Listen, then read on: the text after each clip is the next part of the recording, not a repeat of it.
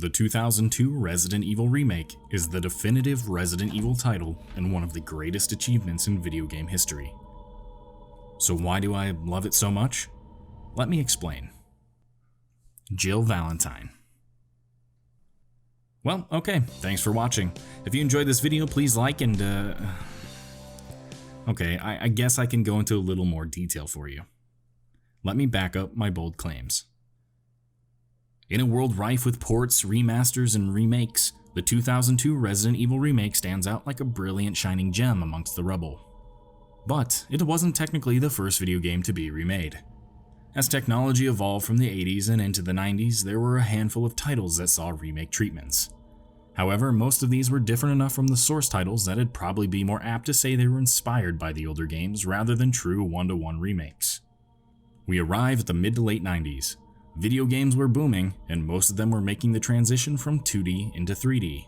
And boy, was it rough in the beginning. The first Resident Evil games were no exception. The ability to move the character and camera at the same time was only achievable through witch magic and pacts with the devil. What's that? You want to move and shoot simultaneously? Try again, Satan. Enter fixed cameras and tank controls. Tank controls were a fairly common thing for 3D games during this time period. The name stems from old military tanks that had to come to a complete stop in order to turn. Compared to today's fluid character controls, the scheme is considered archaic, but it was the real deal back then. As for the cameras, well, unlike today where the player usually controls the camera with a secondary joystick, these cameras were fixed in place whenever you entered a new area.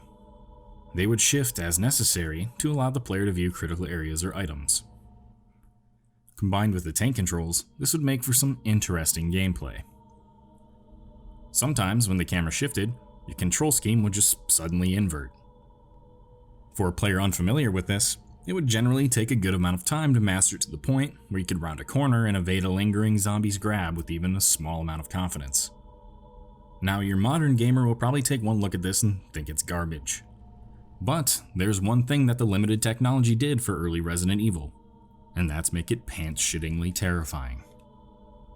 In one of today's horror games, you can always peek around a corner if you hear a strange noise. You can run, gun, and generally evade the monsters thanks to smooth controls and your field of view. Yeah, you can't do that in Resident Evil. Want to know what's making that god-awful noise around the corner? Well, you're not going to find out until you walk around the corner. And even then, it might still be just far enough out of view. Hope you have those controls down in case you need to dodge. What's that? You want to shoot the zombie? Get ready to stand your ground, because you're stuck there shooting while that rotting bullet sponge shambles closer and closer. So what's this have to do with the remake? Well, the jump from 1996 to 2002 was astonishing to say the least. Hardware, graphics, and controls were leaps and bounds beyond what was happening only 6 years prior. Capcom comes along and is like, hey, we're redoing this whole Resident Evil thing, so get ready for that. They could have brought the game kicking and screaming into the 21st century with more modernized controls and cameras, but what did they do instead? They left it the fuck alone. They weren't idiots. They knew that the tank controls and fixed cameras were essential to the Resident Evil experience, so they built around that. And it is gorgeous. Every single camera is meticulously positioned to drive the atmosphere of the game. It's like you're traversing a series of paintings as you progress through the mansion. Every angle is designed with the monsters and controls in mind, so much so that it builds to a point where you might find yourself pausing to take a breather before you walk up a flight of stairs. It's genius. So I've been using remastered PC footage for the video thus far, since really it's the only method I have of recording. But since I'm specifically referring to the graphics of the 2002 remake, I'm going to be using some clips from the GameCube courtesy of other channels, and I'll credit them during their segments. Now, it goes without saying that the graphics for a 2002 game would blow 1996 graphics out of the water. What no one expected was Resident Evil to make every other game that came out in 2002 look like trash by comparison. Okay, maybe that's a little harsh.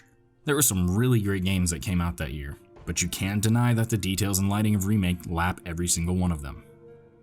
I remember sitting in a room with this game when I was 11 or 12 and thinking that this was the pinnacle of graphics. I couldn't fathom a reality where it got better than that. To keep size down and processing power free, Capcom stuck with pre-rendered backgrounds, which basically just means they could create highly detailed flattened images for the background while maintaining the illusion of 3D and depth. This allowed the developers to focus more power on lights, shadows, characters, and enemy details without needing to load in every little item in the environment. Remember earlier when I said that it was like traversing a series of paintings? Well, in a lot of ways, it was exactly that. If there's one thing that Resident Evil is known for, it's atmosphere. Since day one, the games have had superb level design, visuals, and soundtracks.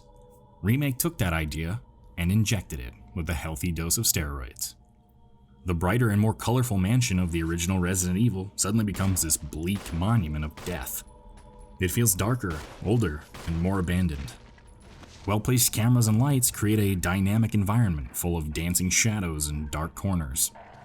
Areas you previously explored can change upon revisiting. Whether it's the shrill caws of crows now perched around the room or a zombie banging on the glass, everything invites doubt. Something as simple as an open window has you reconsidering whether you should walk past it or not. The ambience and the music are famously top-notch, with many of the tracks being updated versions from the original. Take a quick listen.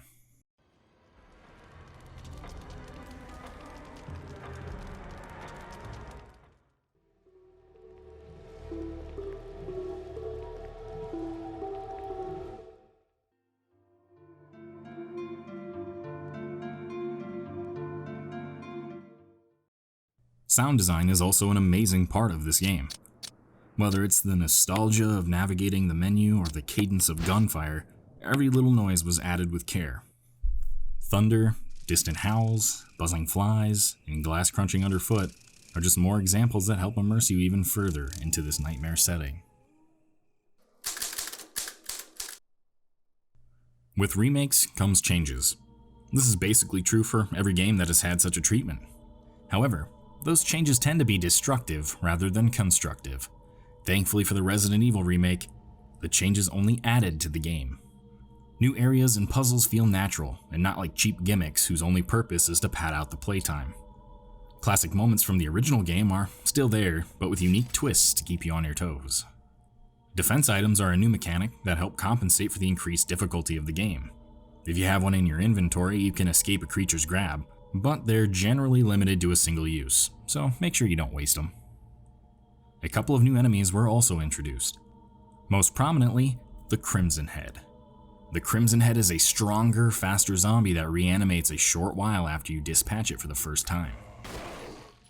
These were added not only to make the game more difficult, but also to force the player to think strategically. You have the choice to try and burn or decapitate zombies so they don't return as Crimson Heads, but the incentive to try and avoid killing zombies altogether is even stronger in this game. This results in more people taking the risk to dodge zombies or remember certain paths to navigate around them. Lisa Trevor also made her grotesque debut in this game. While the name alone may not strike fear into your heart, I assure you her appearance and apparent immortality will. But she doesn't only serve as a scary enemy. Her existence and story in the game are one of many small but lovely additions to the lore of the Resident Evil universe.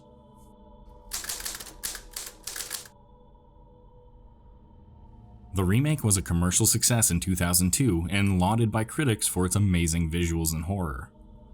Many fans would beg Capcom for Resident Evil 2 and 3 remakes over the next decade, but for the most part, there was only the faintest grumblings regarding any potential remakes. As the series became more and more action-focused, fans would continue to plead that the developers return the games to their survival horror roots. They often cited Remake as their desired style of game. Then, in 2015, Capcom released the Resident Evil Remake HD Remaster for digital download. It quickly became the best-selling title on the PlayStation for the month of January and was Capcom's fastest-selling digital title in history. Old fans were ecstatic to see the remastered visuals, as well as a few new additions such as extra alternate costumes, and new fans were coming to the game for the first time. The remaster's reception was so good, in fact, that Capcom announced they would begin production on a Resident Evil 2 remake at the end of that year. Then, as most of us know, RE2 and RE3 remakes would come out in 2019 and 2020 respectively, with Resident Evil 2 being nominated for Game of the Year.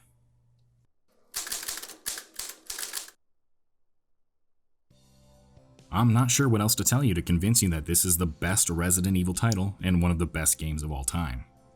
I could honestly have made this video 2 hours long, just pouring over how much I love every little tear in a section of wallpaper, or how the game doesn't hold your hand even on the easiest difficulty.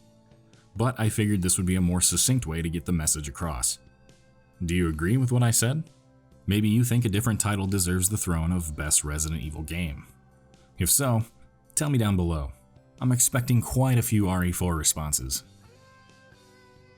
As always, if you liked the video, do me a favor and let me know. I'm gonna try and keep uploading as often as possible, so if you have an idea or topic you want to see me cover, please tell me. I'll do my best to make it happen. Until next time.